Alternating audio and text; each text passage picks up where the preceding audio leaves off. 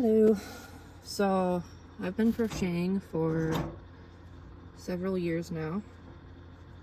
So I thought that I would record myself crocheting.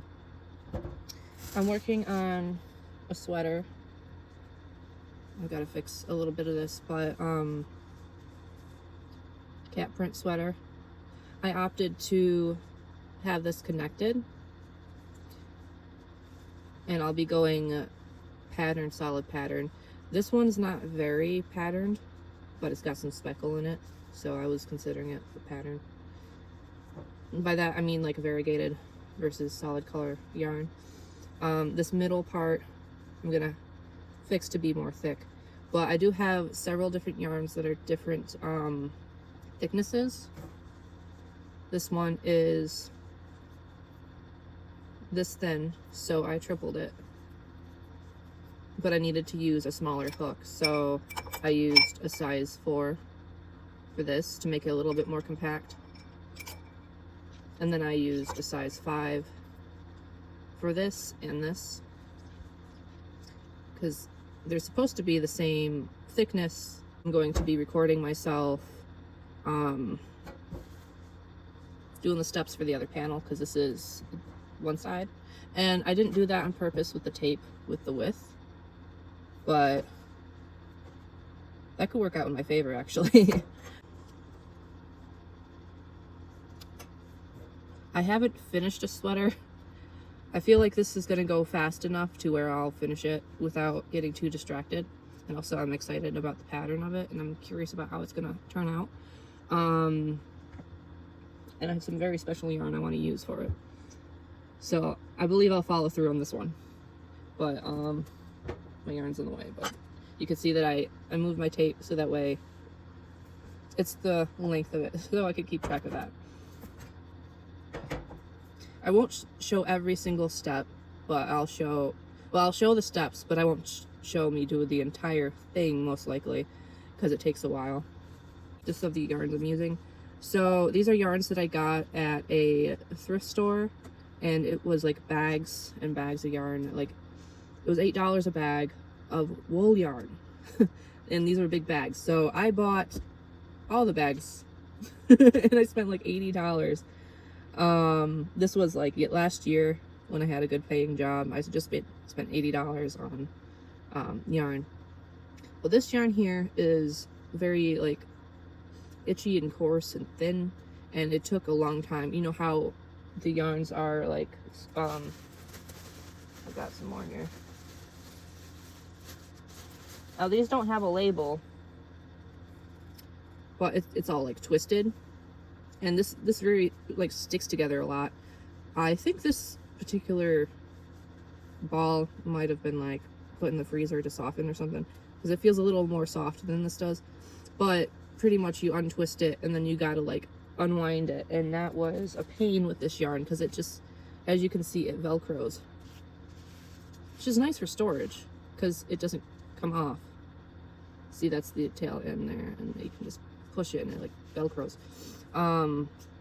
So what I've been doing with this yarn is I have hair conditioner that I mixed with some oils a little bit. So I have this conditioner here, and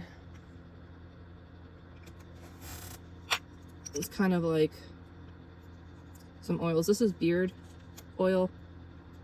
I use this for a lot of different things, and then it's like skin oil. So I just a couple drops of that in the conditioner. And I'm not a wool expert. I don't know a lot about the care of wool, but I'm making this for me.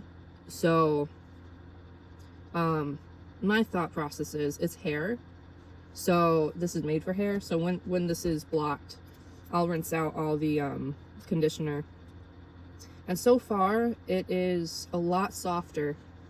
Like, this is soft as this is like store yarn most likely. I don't have a label for that, but I do have labels for similar things. This came in a twist as well. This was a lot easier to ball up, but there's a lot of different types of yarn, but like it probably came in a thing that had a label at some point, but I didn't have a label when I got it. But this is worsted weight. Loose this part is. So yeah, it is a 4. It is worsted weight. And this is more like a vlog style. I'm not exactly trying to teach anybody. I just want to like record, like have a record of me making this for my own personal use, and then if anybody else can glean off anything from it, that's great. This came as a cake. The person who owned this yarn beforehand caked this up. This doesn't have a label. It just was as is. It is definitely wool. It might have a little bit of mohair. There's a lot of different types of wool. This person was an enthusiast. They had I don't know if enthusiast is the word, but they have a huge collection of different types of yarn, and they have like labels on the bags. I don't have it right next to me. So some of this yarn that I have, she got this in $7.96. So those who watch my channel, when I mention Soho from One Us, this yarn is as old as he is. Because like that's his birth month too. But this is merino yarn, which I'm finding is an amazing discovery, because it's an amazing yarn. It's very soft for wool. It's water resistant. It's just, I looked up a couple things about it. Like, look at these colors too. Like, this is absolutely amazing. I want to record every single strand of this yarn. And when I was, there's 2 other skeins, and when I was balling it up, there's so many variations. It's so beautiful.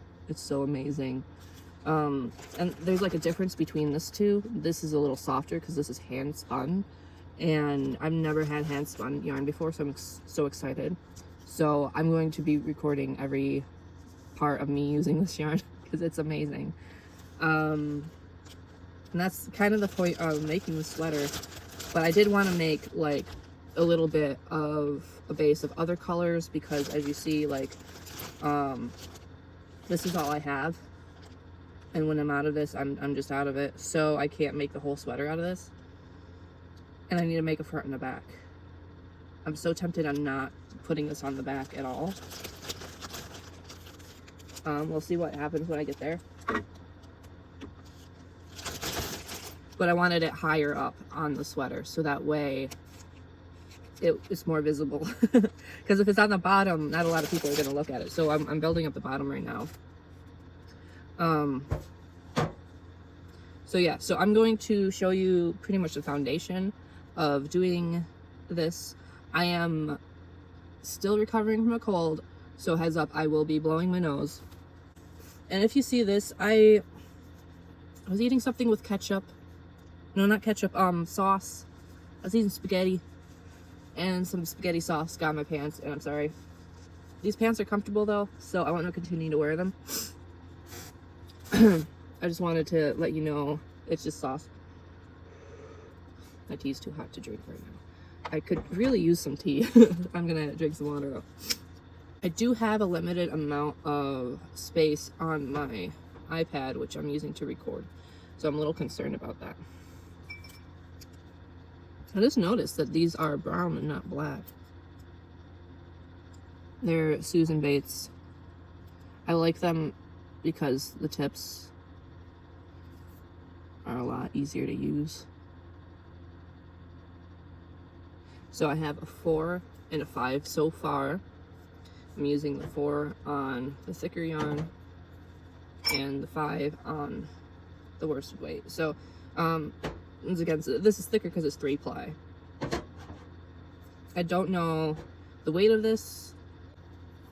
I don't have the means to set yarn if I did like twist it, so I'm not going to attempt to, but just to kind of show you the difference. Well, actually, like, if I did twist it and set it, it'd be like the same but it didn't come out the same because I didn't do that. So whatever weight that is. But so we have a foundation chain that I did, so it's like stretchy. This doesn't seem as stretchy anymore because this is here, but I won't be needing to condition this yarn because it's great as is. I do want to moisturize my hands though. This is really good for moisturizing my hands. If you are crocheting or knitting and your hands get dry often, have like a lotion nearby. I'm using hair conditioner because I feel like that will work well with yarn. And I use beard oil on my hands and my face. What I do is I just do a little drop, and that's the amount that I put on my face, but it will cover like a whole back of a hand. So if you have a lot of dryness in the winter, like that's all you need. And the reason I use beard oil is it doesn't have a whole bunch of other chemicals. It has a lot of natural things in it. I don't know if you can read that, but it has like sweet almond oil, avocado oil. So like it's got a lot of nice stuff. I like Cremo brand, but I did get this as well. And then of course you have like the botanical oil, which has like very similar stuff. It's just like more expensive because pink tax.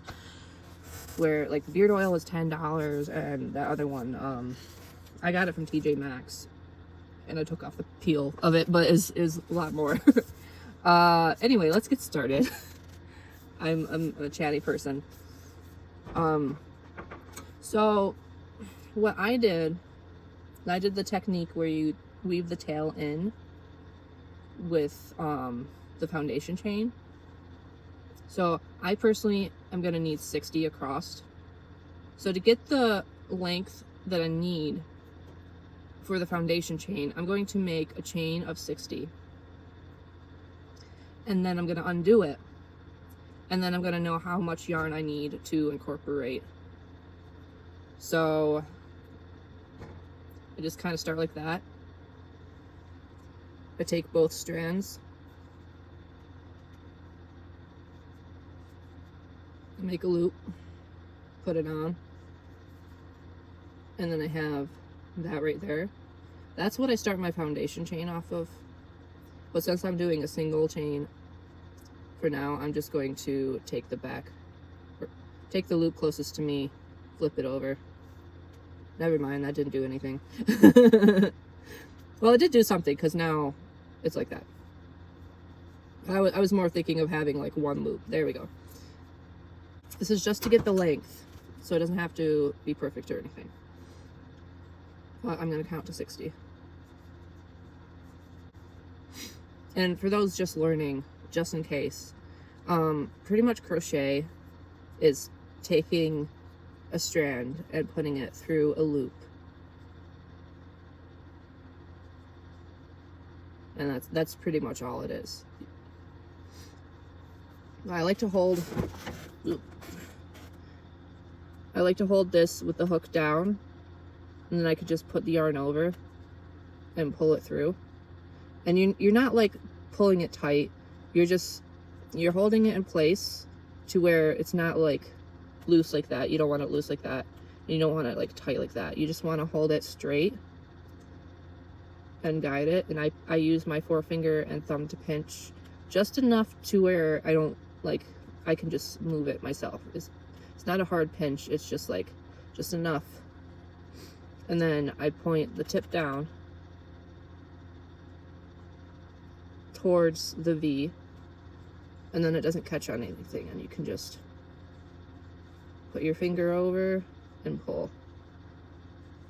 You don't even have to move your other hand if you don't want to. I have tendonitis, so I have had to learn how to do this without too much like twisting. Like I'm moving my left hand here, but you can also do this, and you notice how each time I put the yarn over, I let go and I go closer.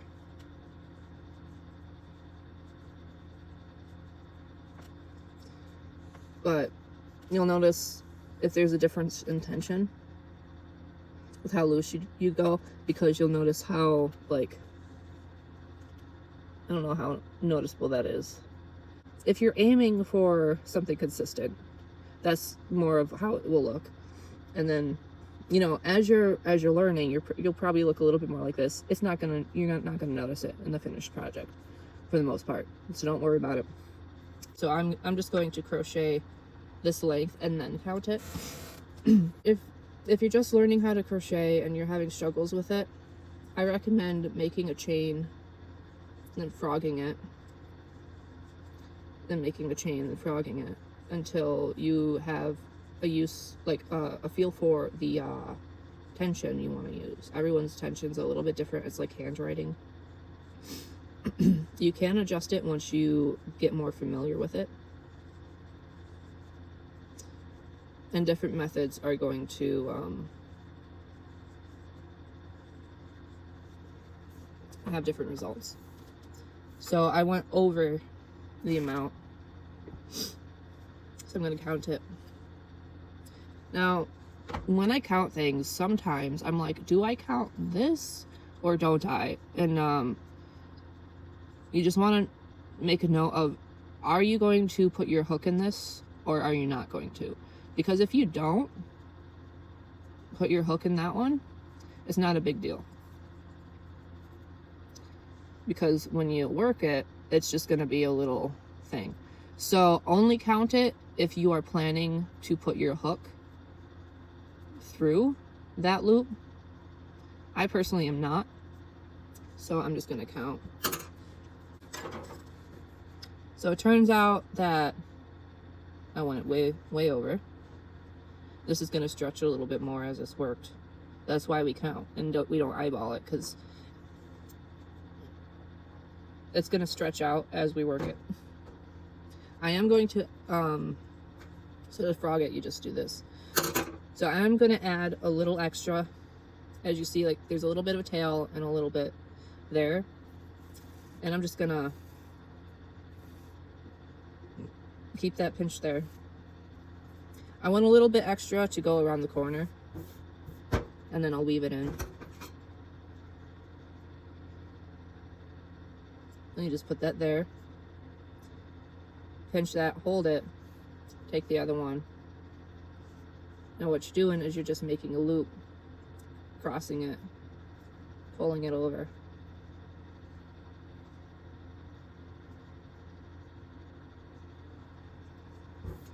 You want to be very clear on where your tail is, and I like to call it where the lead is. I don't know why I call it a lead, I just started doing that.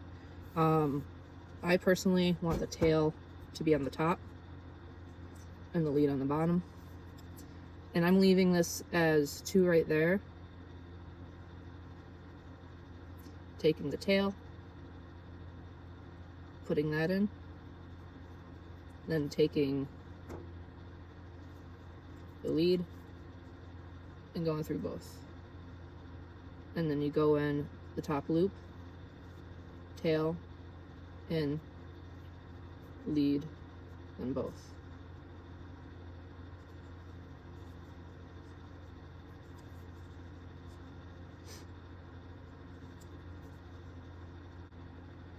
So if you have trouble counting this because you don't know where to go here, look on the bottom and you'll see 1, 2, 3, 4, 5 off. But also you'll notice that when I yarn over, pull through, I'm pinching it to hold in place, and I'm using this finger to hold that while I yarn over, and then I pinch it lightly to pull through. So it's a back and forth between holding it like this with your forefinger, pulling it through one loop, and then you're holding it with the other hand, and you're holding it with your forefinger on your right, and then your left. And when I started crocheting, I had to like do this a lot just to get like a feel for where I wanted the thread. Like I was doing this quite a lot in between everything, and my hands are very didn't know what to do, so like I'll find myself kind of just doing that here and there.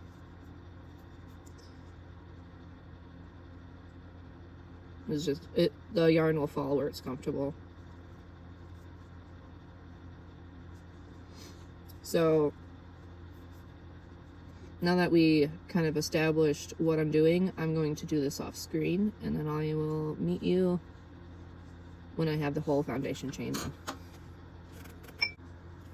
Okay, so I got some of my markers. So this, I think I got these from Dollar General or something, and they were like on clearance, but they were intended to be like kid jewelry making, and they're perfect for friend markers. So I have like this little bit. So every 10, so I didn't have to recount it every time, I put a marker, and I like to use the heart ones because they don't fall off as much as the C ones.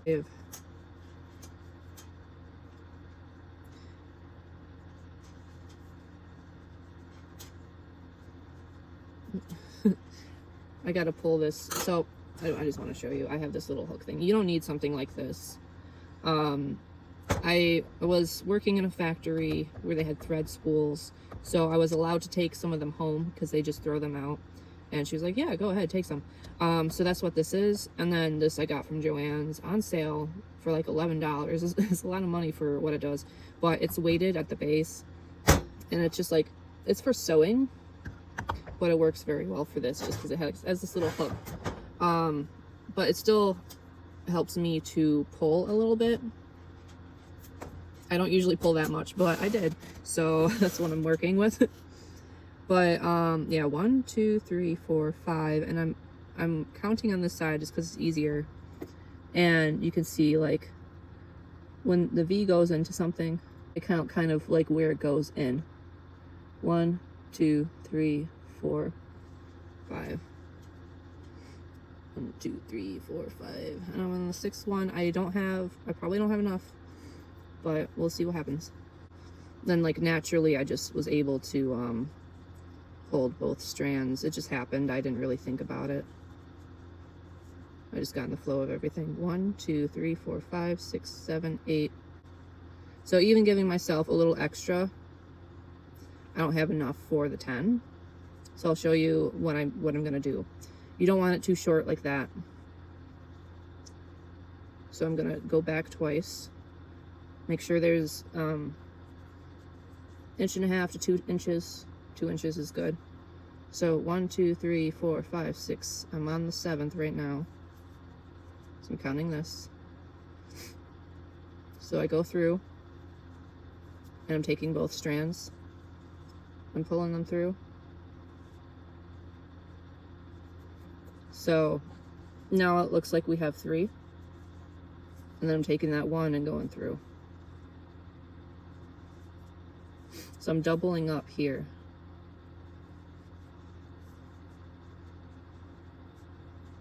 And then for this one, I'm going to take this one. Well, pretty much I'm just going to tuck this one in this loop here and pull it through. But I'm going to go back in here. Let's go 1 and then 2. So I have to recount it. 1 2 3 4 5 6 7 8 9. I'm on the 10th one right there. So for the moment I have this pointed downward, so I can leave it there and come back and so yeah, you can do that if you want to make it simple. I personally, I don't like the look at that. So that was method 1. So if you like that method, if it's easy for you, then go with that and just ignore this. But I'm backtracking. Crochet is great because you can always backtrack it. It's so easy. With knitting, I had a lot of trouble because if I messed up, if things fell off, oh my god, I wouldn't know how to fix it until like I really learned it. I had to really pay attention to what was going on to know what to do about that. But crochet, like, you can just backtrack a little bit without ruining everything. It's great. So we got 1, 2, 3, 4, 5, 6, 7. So another method is just to take one, pull it through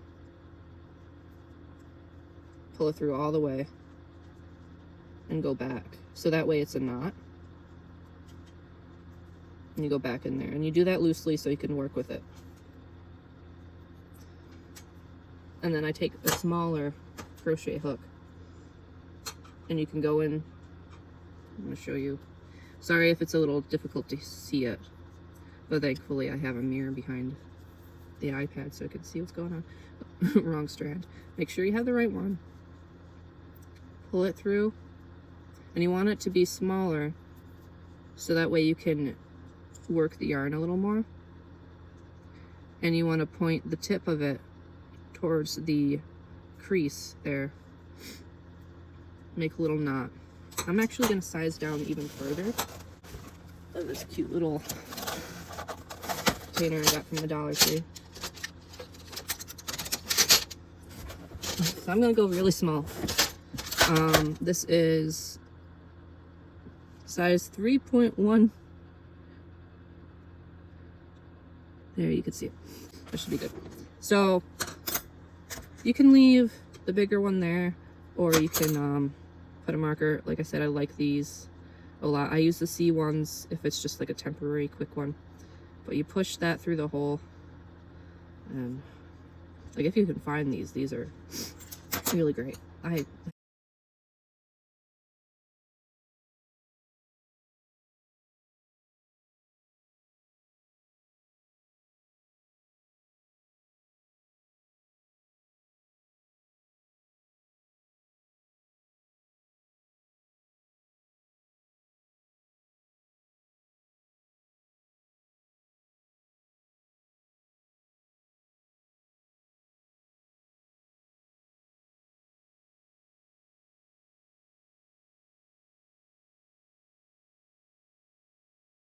But this way, if you're an advanced crocheter, you know what's going on here. But if you're a beginner, you look at that and you're like, that is a mess. So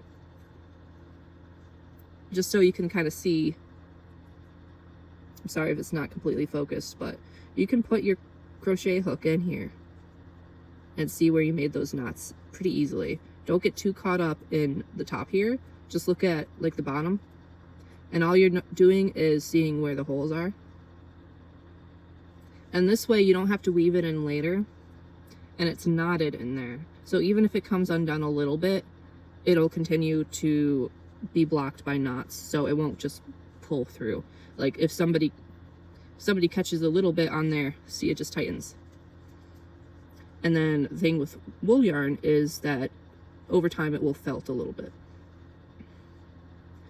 So all I'm doing is I'm hiding it before I go over it. So we got 1, 2, 3, 4, 5, 6, 7, 8. So if you have more to do,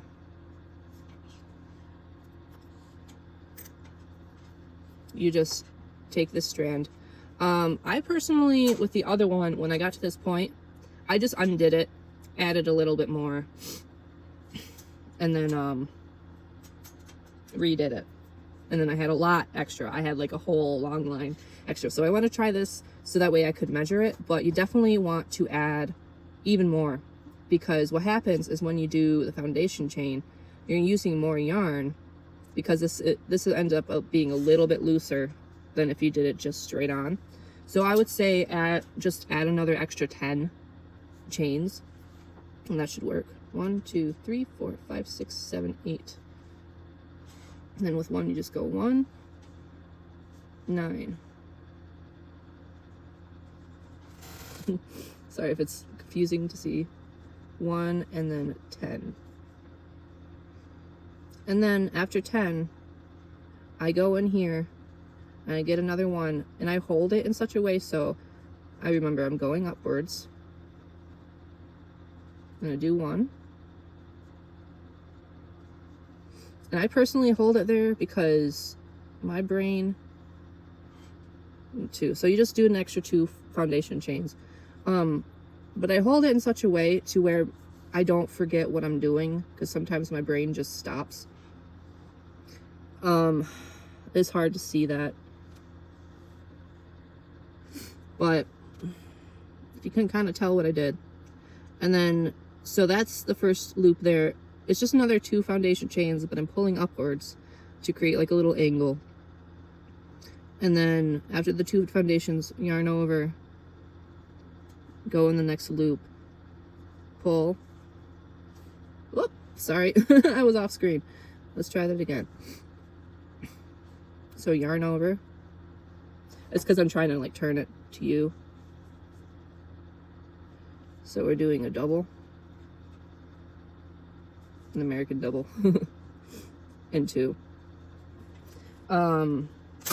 Yeah, sorry if that was hard to see.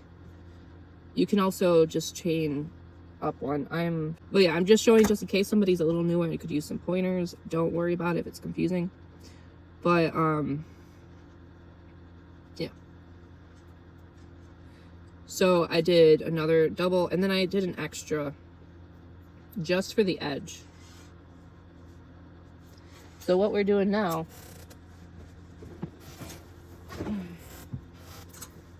is just this bottom here.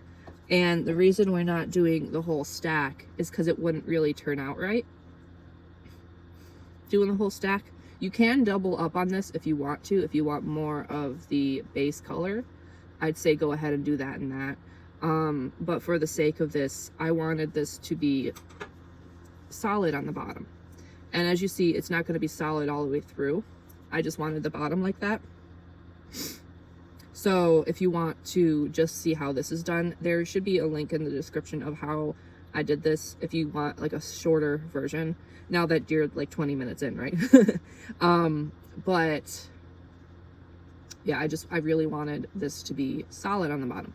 But pretty much what we're doing is like a shell shape here. And so I have 60. I'm sorry I'm not very structured. This is my first time recording myself doing a crochet tutorial thing vlog.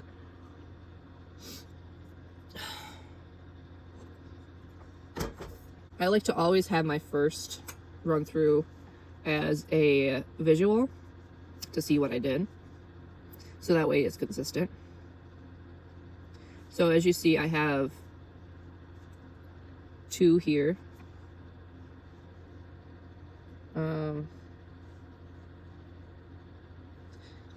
I started on this side, and I ended up, because I only did 1 line here, I ended up going back through to double it up.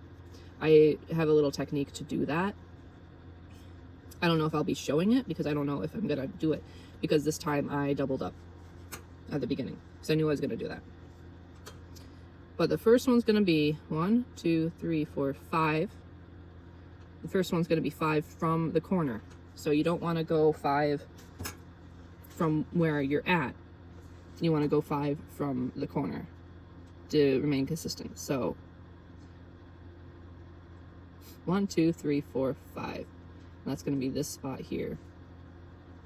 I'm gonna double check. I double check and triple check when I do this, because I don't like doing things again. So I'm gonna double check after I'm done with this, but I'm counting 5 from the corner. 1, 2, 3, 4, 5. Yarn over, go in the hole, and you want to bring up your crochet hook upwards. You don't want to like pull it up like this, but you just want to have it to where it's flat rather than forward. You want it kind of flat. Then pull through, and I like to push these 2 next to each other before I pull it through, so it's not like a huge wide space. And then you want to do another double. And this is the part where like I wish I had a better setup for recording, because I can't zoom in, and I can do it like this, but it's a little hard to see. Yeah, so 1, 2, and that's a double crochet, and then a chain, over one in the same space. So all 4 of these are going to be in the same space.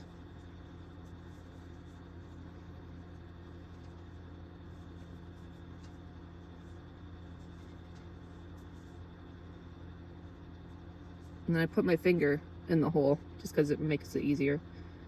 And I count 1, 2, 3, 4, 5. I'm counting on the bottom, but you can count on the top. And you see how this is where we put the knots in. You're not going to notice the knots. You see that last knot right there? You're not going to notice it. Even if you don't have yarn in there, don't even worry about it. But I'm looking at the bottom here to count.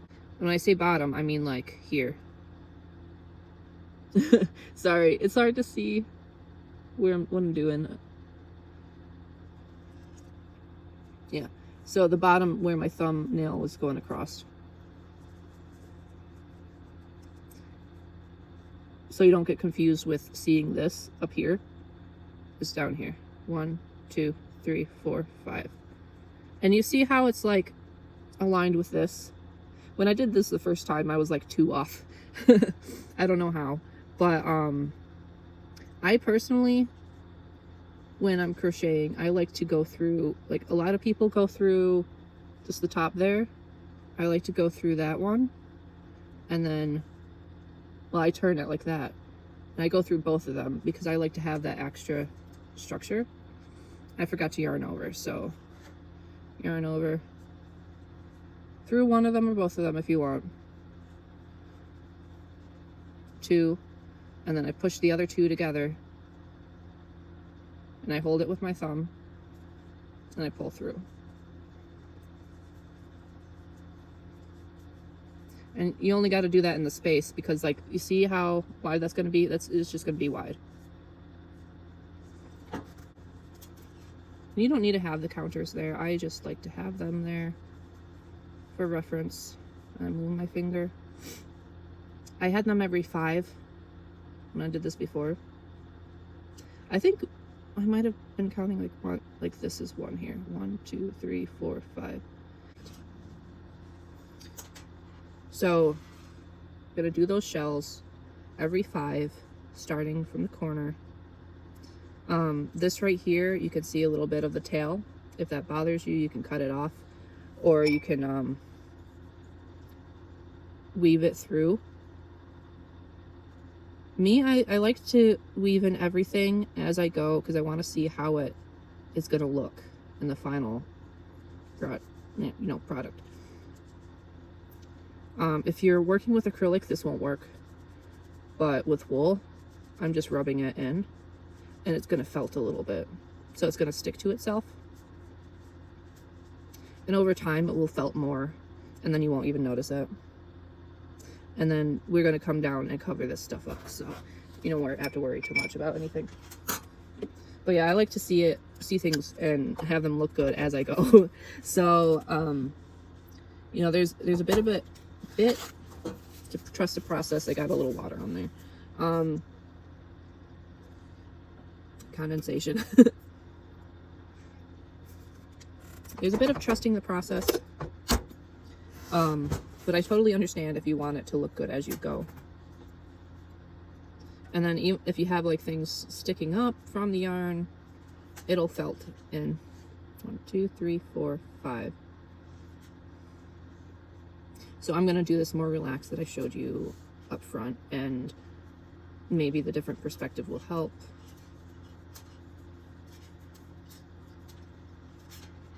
I know I'm doing this a little fast, but it's just yarn over, go in the same hole. The reason why people do that is they feel like the viewer might be getting bored, especially if they know, like, if the viewer knows what they're doing.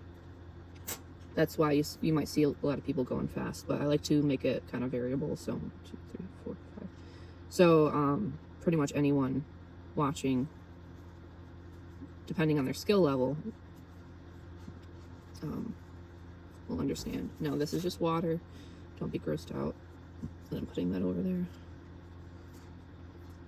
So I had some tea condensation from putting the lid on. My tea was too warm, and this is like a metal cup that I pull the yarn with my pinky. But yeah, this cup keeps it very hot, so if I left the lid on, it wouldn't cool down. 1, 2, 3, 4. It was hard to tell which one that aligned with. So if you have markers, I would say don't rely solely on them. Always count to make sure. And sometimes I put the hook through just to make the space, and then I put my thumb in. And you can pinch all that together. Like if you have trouble holding the yarn and it feels awkward, the more you do it, the less awkward it will feel. Trust me. When I first crocheted, I crocheted so slow. Like, I'll show you how slow I was crocheting. Is I would just be like, okay, yarn over, fidget with that, make sure it feels right, make sure it feels right, doesn't quite feel right, not quite getting it, okay, it feels too loose. And then I was like, okay, just put it in, and okay, it would fidget. And then I was like, okay, so if I focus on the loops and not the rest of my hand, then I'll be fine. Then I'll just let the yarn go where it needs to. I'll let my hand do what it wants to. And I'll just focus on here and what's going on here. 1, 2, 3, 4, 5. And that made it a lot better. So I just automatically do what I do with my hands. My focus, my eyeballs are here. And then I'm looking at the yarn and seeing what the yarn is doing. And then I'm working with that.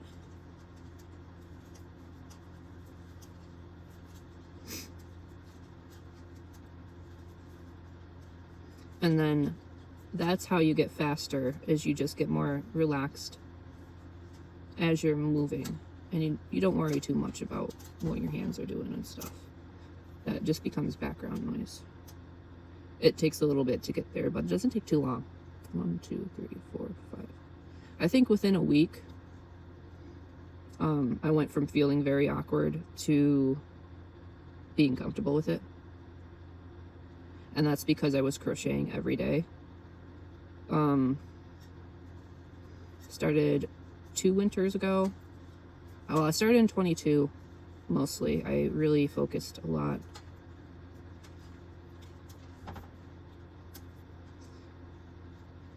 Now you'll see that this isn't lined up, but I counted. 1, 2, 3, 4, 5. 1, 2, 3, 4, 5. It could be that I'm counting. You see this little space here, but I'm remaining consistent because this is what I did in the other one. So that might be where I lost like a stitch or two. But I just need to make sure I have 3 that are really noticeable in the center. So it might be that I'm counting a little wrong, but it turns out fine, and I know it turns out fine because I have this. And that's how I did this whole row.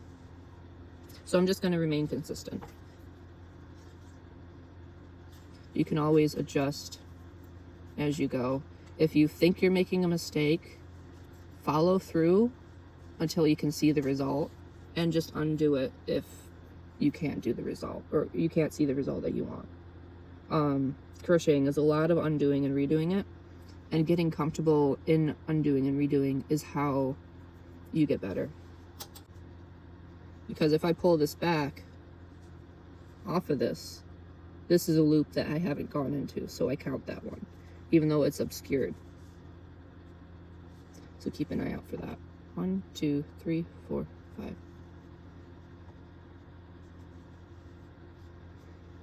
And then you'll notice I'll forget to yarn over while I'm counting. Well, that's okay.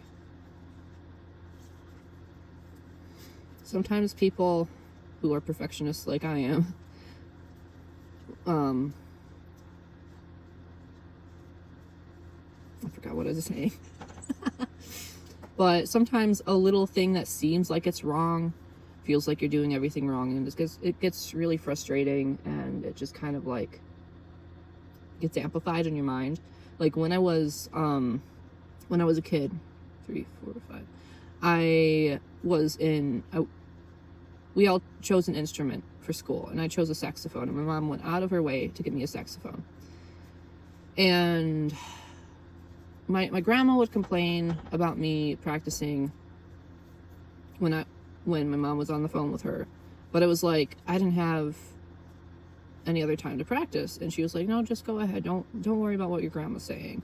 The grandma was like, I can't stand that noise, and of course she was on speakerphone, and she would complain a lot, and so that got in my head a little bit, and like people in my family, like my uncle, commenting about like, are we gonna hear that squeakiness or something?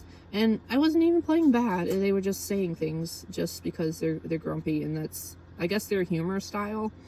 But when I was playing in band, and you would press that little button in the back, and the top on top of the saxophone is supposed to like lift to like change the note a little bit, and I didn't see it lift. And he even said like, you might not see the thing lift, and I thought I was doing it wrong, but I wasn't. You just couldn't see it happening, even though it was kind of lifting. And I got self-conscious, and I stopped going to band practice because I thought I was doing one little thing wrong. And who knows what it would have happened if I would just like kept going and I didn't fixate on something possibly going a little bit wrong, because it wasn't going wrong. And I found that a lot in crocheting, is I thought I was making mistakes, and it turns out, no, I just needed to follow through and then fix it later. Like I did this very complex interlocking stitch, and I forced myself through it, and oh my god, it was hard because you had to like go behind stuff and then in front of stuff, and it was different each way, and I thought I was doing it wrong, and sometimes I messed up, and sometimes I had to like redo it. And just to do like a practice square took me so long. But after I finished that, I was so proud of myself. I tried to do it again. I kept messing up. But it's okay to mess up is pretty much what I'm saying. Because you can just undo and redo it. Don't start with mohair. Like, don't start crocheting with mohair. Like, I wouldn't even start with wool. This is a good yarn to start with, because like you can see it. But I would say start with the yarn that doesn't have different strands in it. Start with like the blanket yarn. Not the very cheap stuff where it will fall apart as you're working with it, but the Burnett blanket yarn is probably really good because it doesn't have the strands. Or maybe you don't want to handicap yourself by making it too easy, and you just want to like start with something with strands. That's fine. But a light color, something like variegated, which means variable, different colors, that really helps. When I was using a multicolored yarn, I could see the stitches a lot easier because almost every single stitch was a different color in the one I was using. It was just like a Walmart Red Heart brand or something. And I personally love variations, so if you're a monochrome person, there's black and white and gray,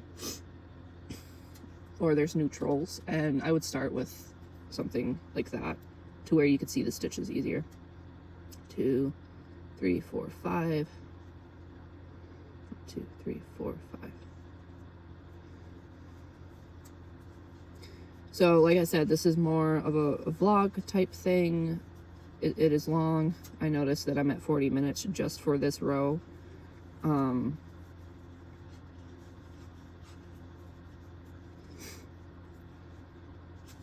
right. So we're going to compare these two together. These are thicker because there's 2 of them actually. It's not 3, it's just 2. So you have one here and one here, and then the foundation chain. And it does get wider as you go. 1, 2, 3, 4, 5, 6, 7, 8, 9, 10, 11. Wait, 1. Okay, yeah. Because, like, look how smaller this looks in comparison to this. That's okay. Because when I do the second one, it's going to expand it. When I do the thicker yarn, it's going to stretch it. So, that is okay. Like, when you stretch the yarn and you put it across your body, like I go, you know how jeans have this line here? I go from this line to this line, and I stretch it out and make sure that like it can comfortably stretch to that seam, like those two seams. So we have the width for that. So let me show you how to do the side. You want to go 2 in. Now I'm not counting this little spot. Sorry, I'm not going into that one. I'm going into this one. So 2 from the side, yarn over. I like to go through both of them. But you see how like there's 3. I still use my finger to get into some of that. Alright. This is from a cat, by the way. I have so many cat scratches. I got... Things just happen when they climb all over you, and I like to play with them a little bit, and sometimes they catch me pretty badly. Yarn over. 1 and then 2, or if you want to skip that one and you can see these 2 on the end perfectly. I just noticed that, like I was gonna go in here and do that, but I noticed that on this edge here, and you can tell like I just kind of like push through, and then I double check to make sure that I have all 3 strands.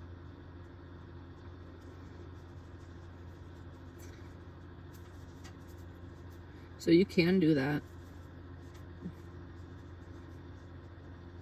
It doesn't look quite as nice, but it's a little easier. I'm gonna try it the other way. See, sometimes I choose one way and I'm like, I don't know if I like that. And I choose another. But this is just a bottom corner. How much are you gonna look at the bottom corner of your sweater? I kind of like that. But it does look like there's like, you know, I'm sorry. Like, I've been talking for so long that my throat's tickly and it's all like, Alright, so I look at the top and I see both 2 of them there. I go through 2 and I do like the foundation chain. This is just how I do it. Just like in the beginning. And I've been picoing. So you make 1 chain, then you go down to the foundation chain. You take the one on the outside. You go through both of them, and then that creates a little sharp picot. I like to personally do that, just so it looks more square, and I know like where to go into. I've been doing that on this, and it just helps me. So like, did I do it on this side? Yeah, I did it on this side. It just helps me see it more squarely. But you don't have to do that. You can just do the foundation too. And I put my finger in there. And you just go into the middle of the shell. See how it's like a Venus shell? You technically could do this without putting the chain in the middle if this gap is too much for you. But, excuse me. Like, you could just do 4 here. And then you would just know that the middle there is where you go into, if you want to do that. I didn't do that for the first one, so I'm not going to do that for this one. But that's just an option. You can run a phase of it. No, I'm saying a phase because it's like, this would be a phase, I would call it, because it's a whole group. But yeah, you just do the same thing. I'm sorry that you can hear my nose. And you do that throughout the whole thing. So I'm going to finish that off screen because we have worked on this. We've been recording for a while and I need to like merge these. So I'll see you when I get that done.